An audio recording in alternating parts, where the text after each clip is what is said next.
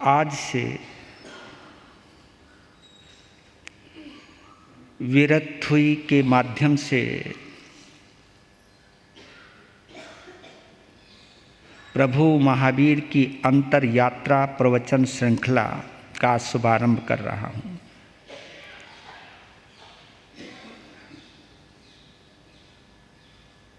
गुरुवार को ही चतुर्मास का शुभारंभ हुआ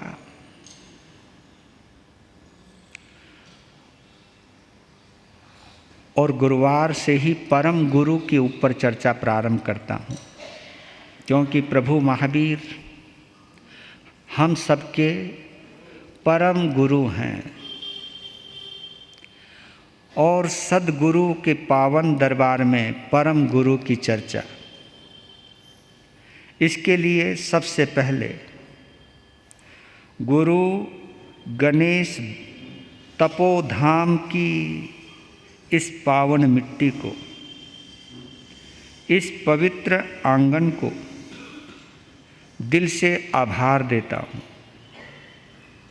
दिल से शुक्रिया अदा करता हूँ कि जिस आंगन ने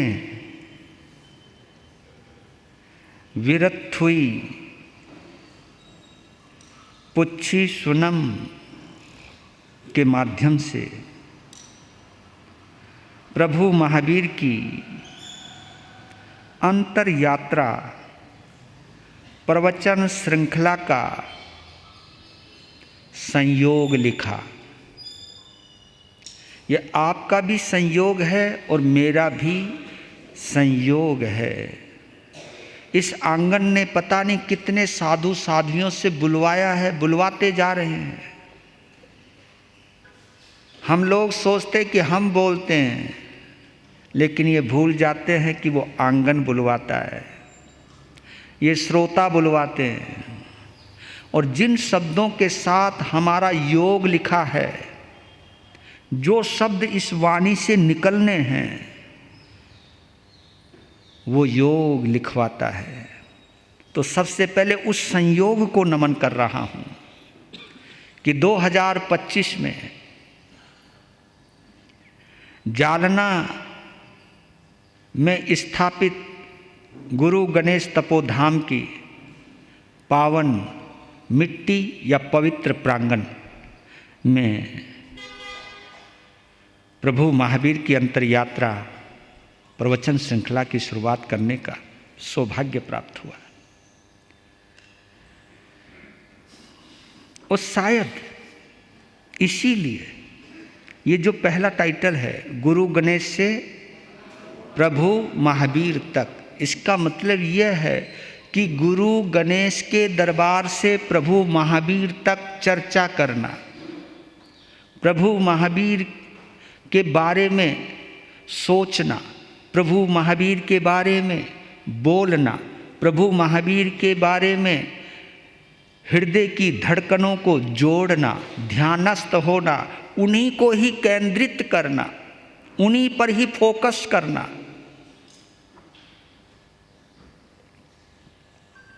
मेरे लिए परम हर्ष की बात है, परम प्रसन्नता की बात है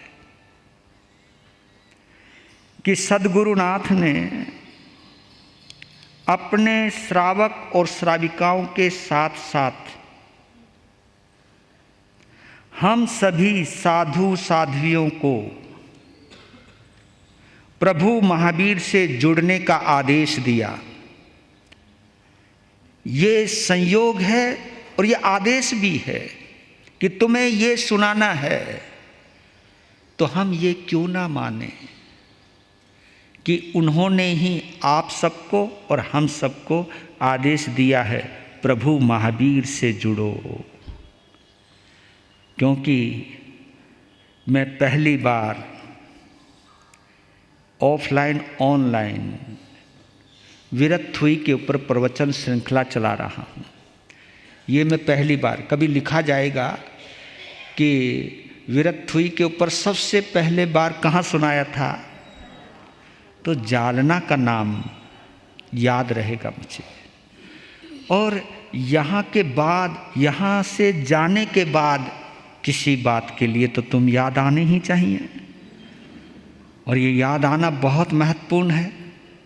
कुछ भी नया, जैसे आप लोगों को ये चौमुखी जाप याद रहेगा, क्योंकि पहली बार चौमुखी जाप हुआ, ये आपको याद रहेगा। और पहली बार विरथुई के ऊपर प्रवचन श्रृंखला चलाई, ये हमें याद रहेगा। आपको प्रवचन श्रृंखला के साथ साथ पुच्छी सुनो तपाराधना भी शुरू करवाइए।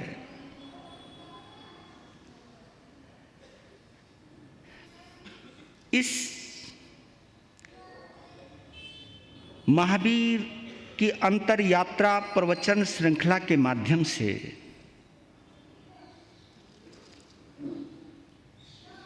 केवल हमने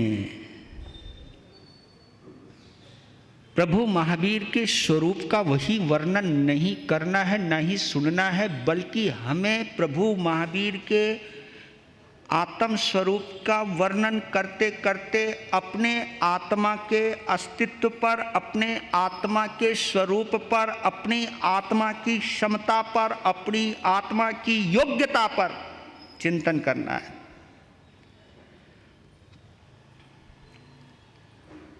महावीर की अंतर यात्रा प्रवचन श्रृंखला के माध्यम से हमें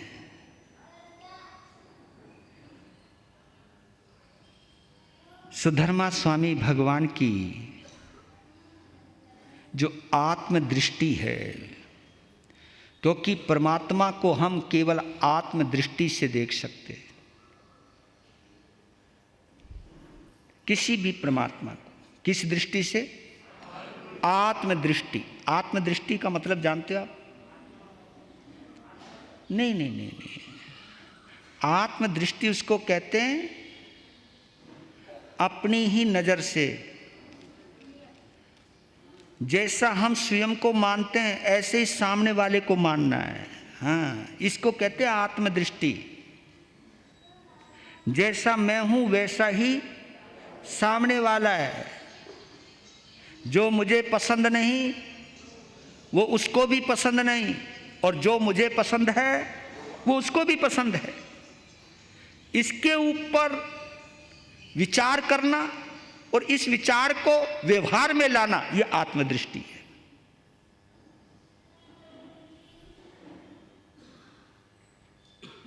और आप में तो क्या, हम लोगों में भी यह आत्मदृष्टि नहीं रही। हम भी सोचते ये फला संप्रदाय का साधु है, ये फला संप्रदाय का साधु है, ये दिगंबर है, ये श्वेतांबर है, ये मंदिर मार्गी है, तेरापंथी है। हम इसी दृष्टि में पड़े हुए, आप लोग भी पड़े हुए हो। ये हमारी संप्रदाय का साधु साध्वी है, ये हमारे आचार्य को मानने वाला साधु साध्वी है। फिर आत्मदृष्टि रही कहाँ? ये तो संप्रदाय दृष्टि हुई। ये तो जात पात की दृष्टि हुई, ये तो संसार की दृष्टि हुई। ये आत्मदृष्टि हुई का? आत्मदृष्टि में सभी कोई अपने जैसा नजर आता है। बोलना बहुत आसान है, वसुधैव कुटुंबकम। बहुत बोलते हैं, जो कट्टरवादी लोग हैं वो भी बोलते रहते हैं। मैंने कईयों को देखा जो कट्टरवादी है, जो हिंदू मुसलमान करते रहते, वो भी यही बोलते रहते हैं, वसुधैव कुटुंबकम। मेरे बंधुओं, बोलना बहुत आसान है, सबका साथ सबका विकास कहना बहुत आसान है, लेकिन इसके ऊपर काम करना बहुत बड़ी बात है। ये बात कह करके फिर भेदभाव करना, ये इंसानियत ही नहीं है। इसलिए कहता हूं कि वही बोलो जो तुम कर सको। कम से कम झूठ बोल बोल करके दूसरों को गलतफहमी में मत रखो। इस पाठ के ऊपर बैठ करके मैं ये कहने लगूं, खामे मी सव्वे जीवा, और यहाँ सास बहू को, बहू सास को माफ नहीं कर रही, और वहाँ प्रतिक्रमण में बोले खा में मी सवे जीवा। ए लो भाई, है ना विडंबना। मिट्टी में सब भूये सु, किसी से भी मारो, बेर नहीं। हाँ, जिसको प्यार, जिस पे प्यार आवे उसके अंदर का माल भी खिलावे, और जिससे प्यार नहीं आवे यूं ही टरकावे। और फिर भी बोलो जय महावीर की। ये जो विडंबना है, ये जो दोगलापन है, ये जो ठफल डबल फेस थ्योरी है, अंदर कुछ बाहर कुछ, डबल फेस थ्योरी है जो, और ये करते रहते हैं सब। मुझे ऐसा लगता है, एक आदमी आया कहने लगा गुरु महाराज मैंने अपनी जिंदगी में तुमसे बढ़िया संत नहीं देखा। मैं समझ गया कि मामला गड़बड़ है, क्योंकि संत तो बहुत देखे। जब ये बात आ जाए ना कि मैंने संत बहुत देखे पर आप जैसा नहीं, फिर सावधान हो जाना चाहिए, क्योंकि कुछ लगता है कुछ ज़्यादा ही फेंकना शुरू हो गया है। नुके जी मैंने आप जैसा संत ही नहीं देखा। थोड़ी बहुत महिमा गाता रहा, मैं थोड़ा सा मुस्कुराता रहा, उनके कहीं बोलने दे। वो यह संयोग ऐसा हुआ, वो मंगल पाठ सुन के 4-5 जने आए थे, वो मंगल पाठ सुन के जीने से उतर रहे थे। उस संयोग से उसी वक्त मुझे भी उतरना हो गया। उन्हें पता नहीं था पीछे महाराज हैं। जो प्रशंसा कर रहा था वो बोल रहा साथी को, मैंने इतना गिरा पड़ा संत नहीं देखा। अब बताओ, जो मेरे से बोल रहा, अब मैं उस पर भरोसा करूं या जो मैं यहां बोल रहा है उस पर भरोसा करूं? मतलब आदमी कितना बदल जाता है। ये तुम लोग भी करते रहते हो। हाँ, जैसे कोई आया, ओहो धन्य भाग हमारे, दर्शन हुए तुम्हारे, और उसके जाति कहते उन्होंने फूट गए भाग हमारे। बस इसका जो सुबह सुबह मुंह देख लिया, काहे को रे, काहे को ये दोगलापन।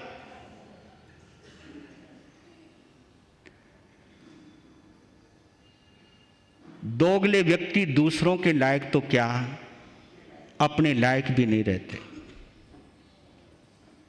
इसलिए कहता हूं कि जिन शासन के ऊपर अगर आपको श्रद्धा है,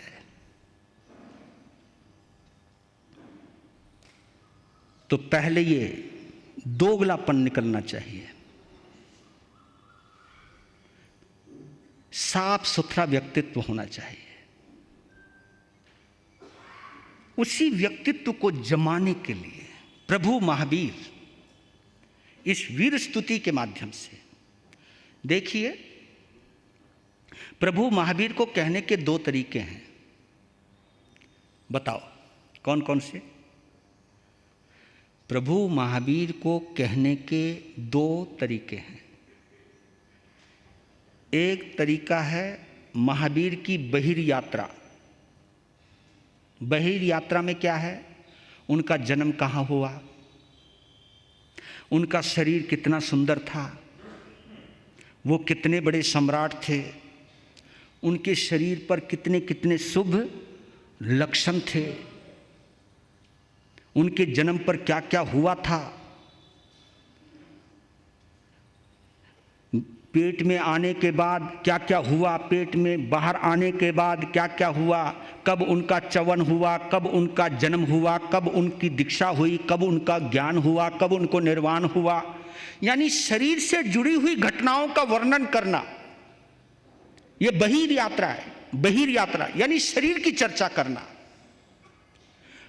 उनकी कथा कहना, उनकी कहानी कहना, उनका चरित्र सुनाना, वो चरित्र जो सबको दिखाई दिया है, जो हमने पढ़ा है, वो कहना एक तरीका है महावीर को ये कहने का, जो कि सबसे आसान तरीका है। कहानी तो सुनानी है, उनके अतिशय तो बतलाने हैं, उनकी तपस्या है, उनकी तपस्या का ही तो ब्यौरा देना है।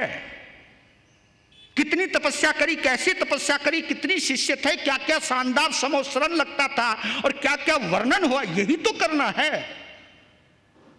एक तो ये है तरीका प्रभु महावीर को गाने का, प्रभु महावीर को बोलने का, प्रभु महावीर को कहने का। और दूसरा तरीका महावीर की अंतर यात्रा। अंतर यात्रा का मतलब जानते हो? जो मैं दुस्साहस कर रहा हूं, दुस्साहसी बोलूंगा, कहां प्रभु कहां मैं, कहां मैं रागी द्वेषी 18 पाप कर्मों से जुड़ा हुआ इंसान, छद्मस्त प्राणी, और उसके बावजूद भी मैं उस प्रभु महावीर की स्वरूप का वर्णन करने चला हूं। ये बहुत असंभव है। इसको कहते हैं एक कथ्य को कहना, जो कहा ना जा सके उसे कहना। ये है, प्रयास कर रहा हूं, लेकिन ये सब असंभव कार्य है। कोशिश कर रहा हूं, लेकिन मेरे प्रभु महावीर ने कहा कि मुझे समझने के लिए तुम्हें कहीं भटकने की जरूरत नहीं, तुम अपने आप में डूब जाओ, अपनी आत्मा को देखने लग जाओ, अपनी ही आत्मा का विश्लेषण करने लग जाओ, अपने ही स्वरूप को देखने लग जाओ। तुम्हारे स्वरूप में मेरे दर्शन हो जाएंगे। इसी को कहते हैं अप्पा सो परमप्पा, आत्मा ही परमात्मा है। एक कथ्य को कहना और निहि शब्द को शब्द देना, जिसे बोला ना जा सके उसे शब्द देना। मैं बहुत बड़ा दुस्साहस कर रहा हूं, इसलिए हे सिद्ध शिला पर विराजमान प्रभु मुझे माफ करना, लेकिन आपकी भक्ति से जुड़ने के बाद, आत्म स्वरूप में कुछ डुबकी लगाने के बाद, सुधर्मा स्वामी के शब्दों से जुड़ने के बाद, जंबू स्वामी की उत्सुकता, जिज्ञासा, पिपासा का थोड़ा सा अनुभव करने के बाद ये जिह्वा मचलने लगी है। मैं क्या करूं?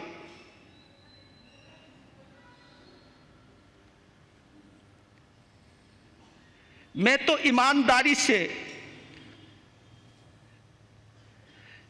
हे प्रभु महावीर, आपके श्रावक श्राविकाओं को आपसे जोड़ने का प्रयास कर रहा हूं। इस छद्मस्त की आवाज सुनकर, इस छद्मस्त की पुकार सुनकर, कोई भी छद्मस्त, उसमें आप भी और मैं भी हूं, कोई भी छद्मस्त एक बार, कुछ ही पलों के लिए सही, अगर एक बार भी आपसे जुड़ गया तो इस शासन के साथ जो मैं संयोग लिखवा करके आया,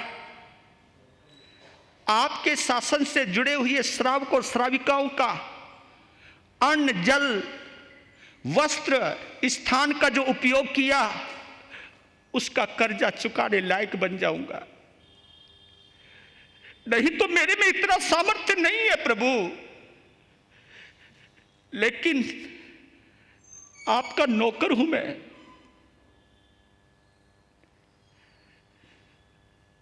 आपके शासन की सेवा करना चाहता हूं। मेरी पुकार को सुनकर कोई भी आपको थोड़ा सा भी समझ गया, उसका जीवन जरूर बदल जाएगा। क्योंकि सुधर्मा स्वामी, क्योंकि हम प्रभु महावीर के ऊपर कितनी भी कविताएं लिखें,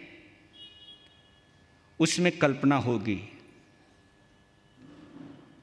लेकिन सुधर्मा स्वामी की वाणी में कोई कल्पना नहीं है। क्यों? क्योंकि उन्होंने प्रभु महावीर को साक्षात देखा है, अनुभव किया है।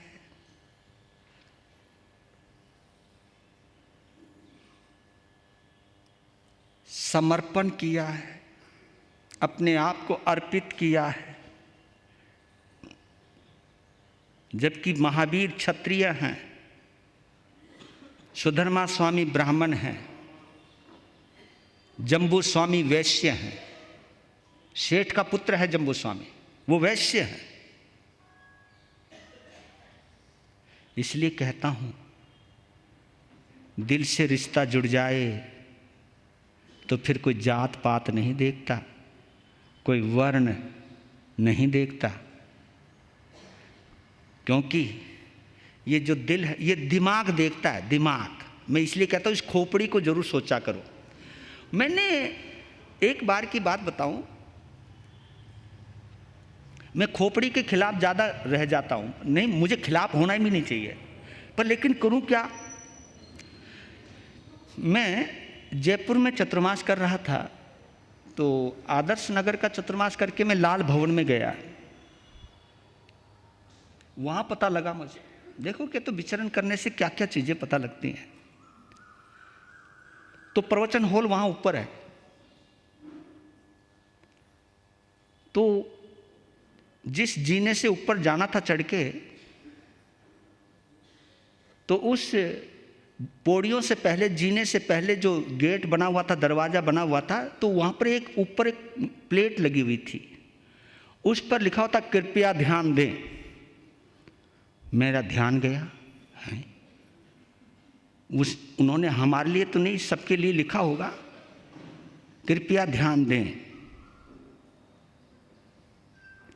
आप अपनी बुद्धि को, अपने दिमाग को वहीं उतार कर आए जहां तुमने जूते उतारे हैं। वो तेरा भला, तब पता चला भाई ये बुद्धि तो जहां जूते उतारे वहां उतारनी चाहिए। भाई कमाल है मारो दिमाग।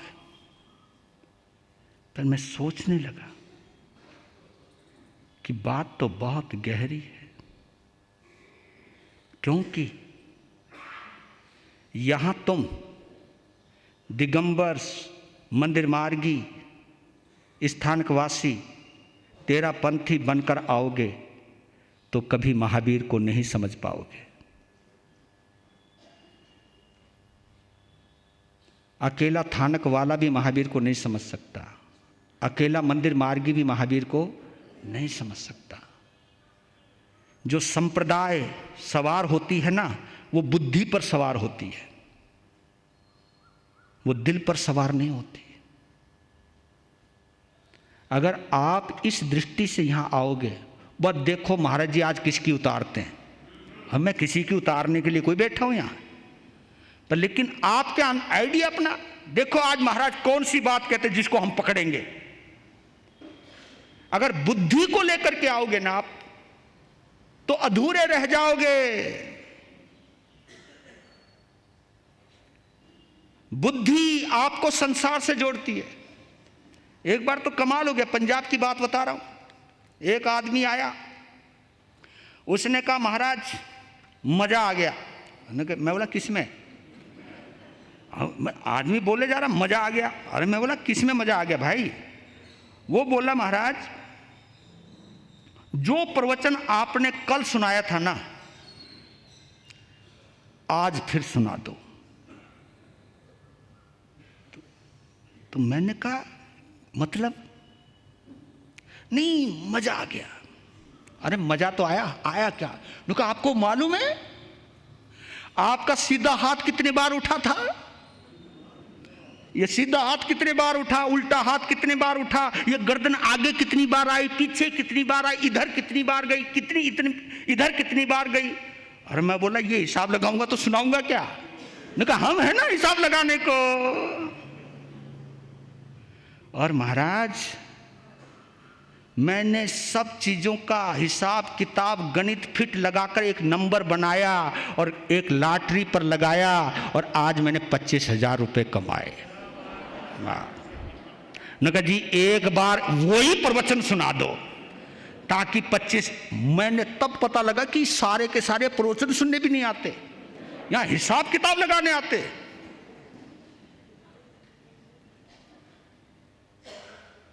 तो एक पंजाबी गीत गा रहा हूं, पता नहीं तुम्हें समझ में आएगा नहीं आएगा। आएगा हैं? चलो। कई दर गुरांदे आउंदे, समझ रहे हो? हाँ, कई दर गुरांदे आउंदे आ बहुतियां गल्ला बनाउंदे, गल्ला बातों को कहते।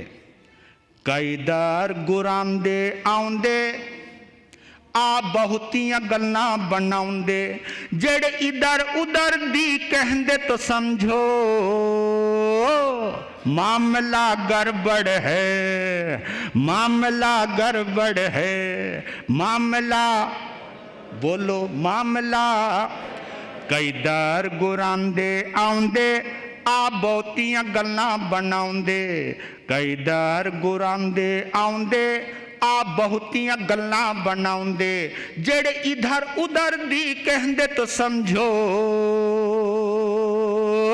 मामला मामला मामला गड़बड़ है। जो इधर उधर की बातें करते, जेड़े इधर उधर दी कहंदे, इधर उधर की गप्पा, जी उसने ये बोला, उसने ये कहा, उसने वो किया, उसने ये कर दिया। जब इधर उधर की बात कर रहा हो, यानी वो आत्मा की बात नहीं कर रहा, वो संसार की बात कर रहा है। वो जो संसार की बात कर रहा है, वो धीरे धीरे अगर मैं उनकी बातों में रस लेने लग जाऊंगा तो मुझे भी वो धीरे धीरे संसार में खींच कर ही लेकर के आएंगे। कई ऐसे भी होते हैं जो हमारे वैराग्य को राग में बदलने की कोशिश करते हैं। तो वैराग्य को राग में बदलने की जो कोशिश करते हैं, कहाँ तो आपका ये एहसास, अगर मेरे से कहीं स्खलना हो रही है, मेरे से कोई गलती हो रही है, आप मुझे संभालिए, मेरे उपकारी बनिए। आप हमारे माता पिता हैं, भाई बहन हैं। अगर आप ही हमारा हाथ पकड़कर संसार की तरफ ले जाने की कोशिश करोगे तो फिर हमें संभालेगा कौन? हमारे गुरु गुरानी के बाद आपका ही दायित्व है हमको संभालने का। हमें संभालने का दायित्व है, हमें भटकाने का आपके ऊपर नहीं है। इसलिए बोल रहा हूँ, गीत बड़ा प्यारा है, अगर आपके समझ में आए। पंजाब में तो, क्योंकि ऑनलाइन सुनने वाले पंजाब में भी हैं, तो वो समझ जाएंगे। कई दर गुरांदे आउंदे आ बहुतियां गल्ला बनाउंदे, जेड़े इधर उधर दी कहंदे तो समझो मामला गड़बड़ है, मामला। सुनो, कई घर तो गुरा दे वचन सुनन नू आउंदे ने, क्योंकि आप सब अपने अपने घरों से प्रवचन सुनने ही आए हो ना। कई घर तो गुरां दे वचन सुनन नू आउंदे ने, गुरु वचना नू की सुनना अपनी सुनाउंदे ने। कई घर ता गुरु दे वचन सुनन नू आउंदे ने, गुरु वचना नू की सुनना अपनी सुनाउंदे ने। कई सत्संग दे बिच बैठे गप लड़ाउंदे ने।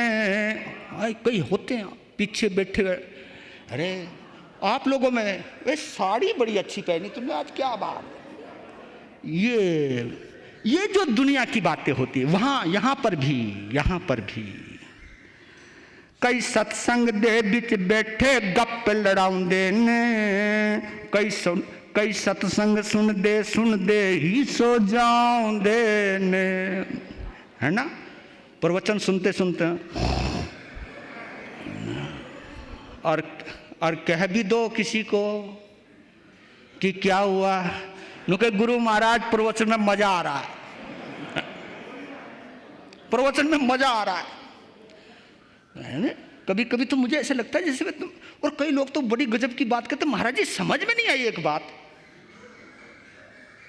ऐसी लगा हो, मखमली गद्दा लगा हो, ठंडी हवा चल रही हो, उसके बावजूद भी, नींद का इंजेक्शन लेने के बावजूद भी नींद नहीं आती। और यहां क्या बात है, कई सत्संग दे बिच बैठे गप लड़ाउंदे ने। कई सत्संग सुन दे ही सो जाउंदे ने। कई बेट हिसाब नु कर दे सत्संग नु दुकान समझ दे। कई बेट हिसाब नु कर दे सत्संग नु दुकान समझ दे। जेड़े लोकी ऐसा कर दे तो समझो मामला गड़बड़ है, मामला गड़बड़ है। कई कोल गुरु दे बैठे मक्खन लाउंदे ने। ये भी चलतो है काम। कोल समझते हो? कोल कहते नजदीक को। कई कोल गुरु दे बैठ के मक्खन लाउंदे ने। झूठी मिठी गल्ला नाल गुरु नु रुझाउंदे ने। जद दूजे संत दे कोलो डेरा लाउंदे ने ओथे पहले संता दा बैठ मजाक उड़ाउंदे ने। जेड़े चिकनी चुपड़ी करके, जेड़े चिकनी चुपड़ी लाके कुछ आप ही गल बना के। जेड़े चिकनी चुपड़ी लाके कुछ आप ही गल बना के। जेड़े संत दी निंदिया कर दे तो समझो मामला गड़बड़ है, मामला गड़बड़ है। कई दर गुराउंदे आउंदे आप बहुतियां गल्लां बनाउंदे। जेड़े इधर उधर दी कहंदे तो समझो मामला गड़बड़ है, मामला। मैं अपने साधु साध्वियों को हर बार सचेत करता हूं कि अगर तुम्हारे पास बैठ करके किसी भी साधु साध्वी की कोई निंदा कर रहा है तो उससे सावधान हो जाओ।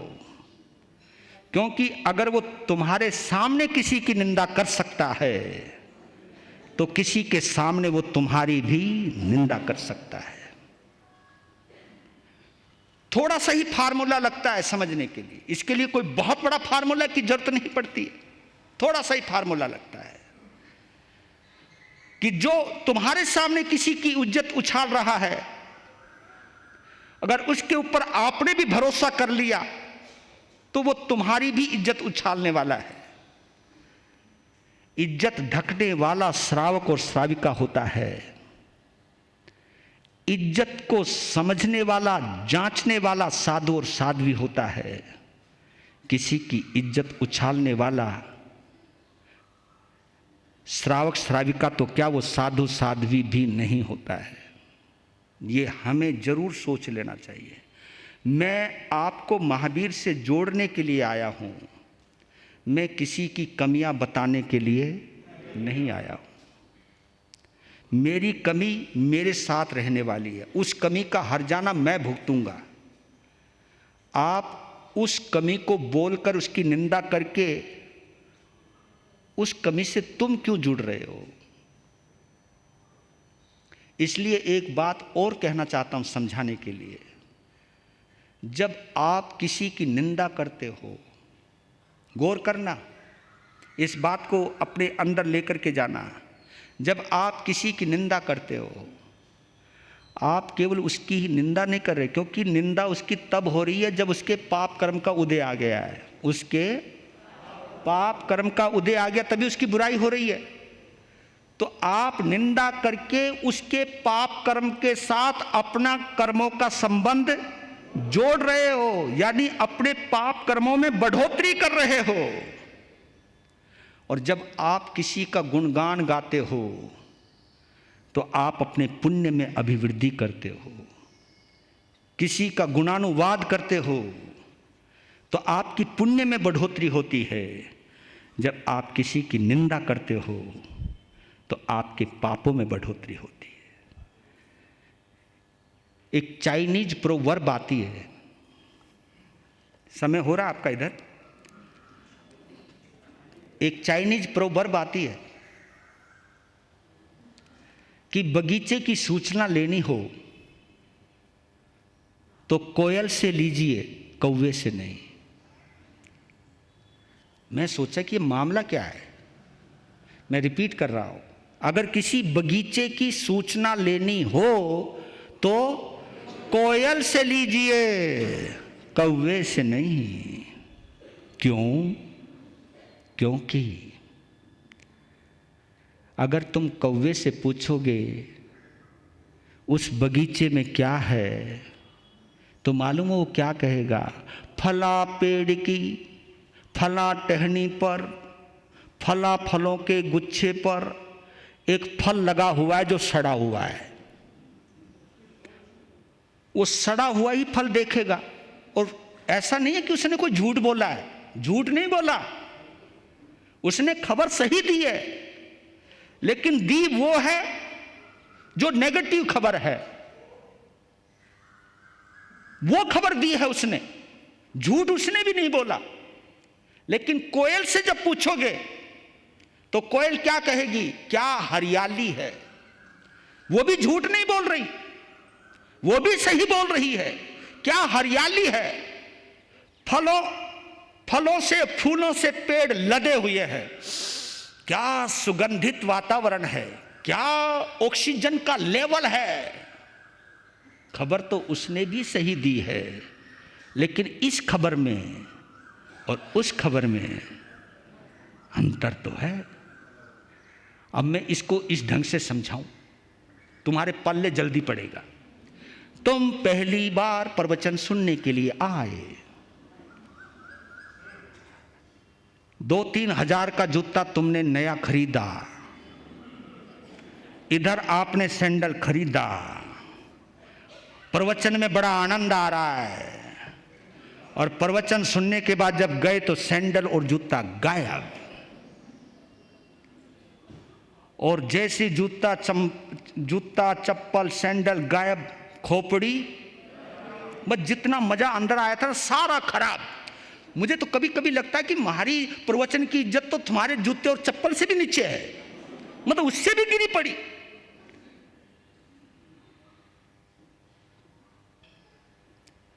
पहले तो ये सोचते ये धर्म स्थान कोई है, साल चोर आते हैं यहां, सो तो गाली दी और जारा बड़बड़ाता हुआ। उधर से 10-15 जने हमारे दर्शनों के लिए आ रहे, उनमें से 2-3 उसके परिचित, और वो नीचे बड़बड़ाता हुआ जा रहा है। उससे पूछ लिया क्या बात है भाई, कुछ नहीं, ये बताओ तुम कहां जा रहे हो। कहा हम तो गुरु महाराज के दर्शन करने जा रहे हो। कहा बिल्कुल ना जाइयो, हाँ बिल्कुल नहीं जाना, क्योंकि दिमाग अंदर घुसा हुआ है। अबे क्या हो गया यार, क्या हो गया, नया 2,500-3 हजार का जूता लेकर के आ गया था, चोर चोरी करके चले गए, तुम अपने जूते संभाल के जाना। मेरी तो सुझाव है जाना ही नहीं। खबर तो तुमने भी अच्छी सही दी, लेकिन ये खबर सुनने वाले को वो तुरंत अपने जूते देखेंगे, उनको गुरु नजर नहीं आएंगे, जूते नजर आएंगे। यार जब इसका उठ गया तुम्हारा भी उठेगा। अब ये खबर आपने दी, आपने धर्म स्थान के प्रति उन लोगों की श्रद्धा गिराई या बढ़ाई?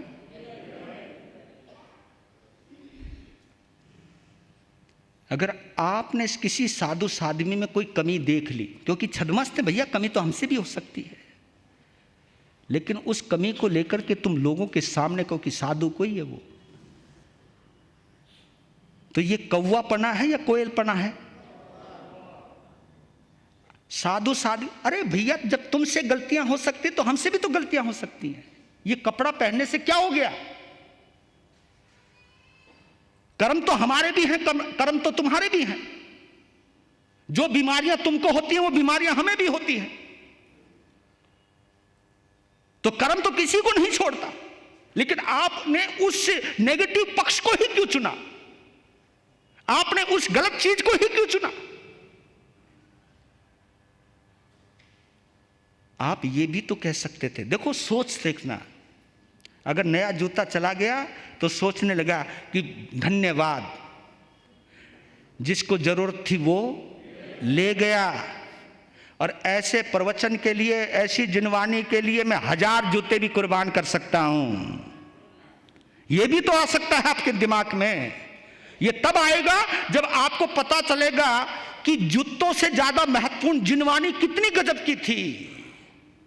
ये जब भावना अंदर आती है तब ये भाव पैदा होते हैं। इसलिए कहता हूं, कमियां बहुत देखोगे और कमियां अगर बोलोगे तो आपकी कमियों को बोलने से दूसरे की कमी दूर होने वाली नहीं है। इसलिए कह रहा हूं कि प्लीज कभी भी किसी की श्रद्धा मत गिराना, कभी किसी बुरी घटना का जिक्र करके किसी का श्रद्धा को मत तोड़ना। ये साधु साध्वी आते जाते रहेंगे, कुछ अच्छाइयां कुछ बुराइयां होती रहेंगी, लेकिन मैं यही कहना चाहता हूं कि नजर अच्छाइयों पे रखो, तुम्हें अच्छाइयां भी नजर आएंगी। जब तुम संप्रदाय की दृष्टि से किसी को देखोगे तो सामने वाले में कमियां नजर आएंगी, और जब तुम्हें ये लगेगा कि ये मेरे भगवान महावीर की संतान है, उनके बच्चे और बच्चियां हैं, मेरे भाई और बहन हैं, इस दृष्टि से देखोगे तो कभी किसी में कमियां नजर नहीं आएंगी। ये दृष्टि लानी ही होगी। कब तक करोगे बुराई तुम? कब तक जिन शासन की हील ना करोगे? अगर इस पुच्छी सुनम को महसूस करना है तो अद्भुत है। मैं तो सुधर्मा स्वामी का दीवाना हूं कि मेरे भगवान को किस ढंग से गाया है, सुनाया है। और मैं इस आंगन को धन्यवाद देता हूं कि गुरु महाराज ने मेरे लिए यह जगह मुकर्रर की कि यहां तुमने पुच्छु सिनम यानी विरथुई के ऊपर सुनाना है। अपने इस श्रोताओं के बीच में भगवान महावीर को सुनाकर सुधर्मा स्वामी की भक्ति, जंबू स्वामी की प्यास को महसूस करवाने में अगर थोड़ा सा भी कामयाब हो गया तो मेरा जीवन धन्य हो जाएगा।